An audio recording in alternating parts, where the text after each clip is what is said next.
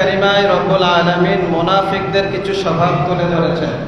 আল্লাহ রব্বুল আলামিন বলেন, ইন্নাল মুনাফিকিন ইউখাদিউনাল্লাহা ওয়া হুয়া খাদিউহুম।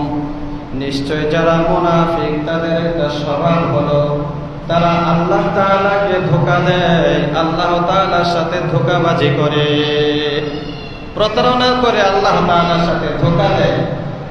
কিভাবে ধোঁকা দেয়? ব্যবসা করতেছে, উপরে ভালো মাল না ভিতরে খারাপ মাল। ফল কিনতে যাবেন 2টা বালস 1টা পচা, আলু কিনতে যাবেন 6টা বালস 7টা পচা। ব্যবসায়ী মাল মেয়াদ শেষ হয়ে গেছে, তারপরে এটা ঝুলে রাখছে। এটা মেয়াদ শেষ হয়ে গেলে এটা বিক্রি করা বৈধ আছে, এটার মধ্যে ক্ষতির সম্ভাবনা আছে। এজন্যই তো যারা বানিয়েছে তারা একটা মেয়াদ উল্লেখ করেছে। এরপরও আপনি জেনে শুনে এই কাজটা করতেছেন, ধোঁকা, স্পষ্ট ধোঁকা।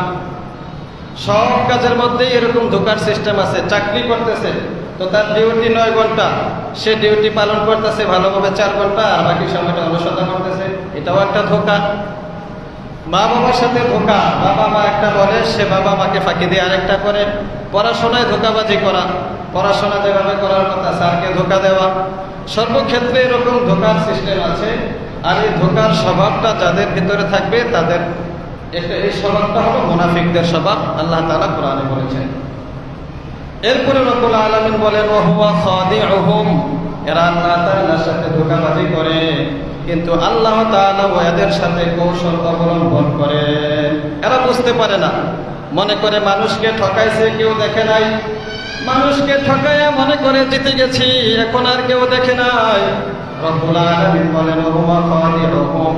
আমি আল্লাহ তাআলাও তাদের সাথে কৌশল করেছি, ধোঁকার জবাব দিয়ে দিয়েছি অন্যভাবে, যে অন্য দিক দিয়ে তার মাল লস হয়ে গেছে। একজনের কাছে ধোঁকাবাজি করে 100 টাকা লাভ করেছে, তো আল্লাহ তাআলা অন্য দিক দিয়ে তার 500 টাকার ক্ষতি করে দিয়েছেন। তাইলে সে কি চালাক হইল নাকি বোকা হইল? বোকামি করলো। এটা আল্লাহ তাআলার সাথে তো ধোঁকাবাজি করে পার পাওয়া যাবে না।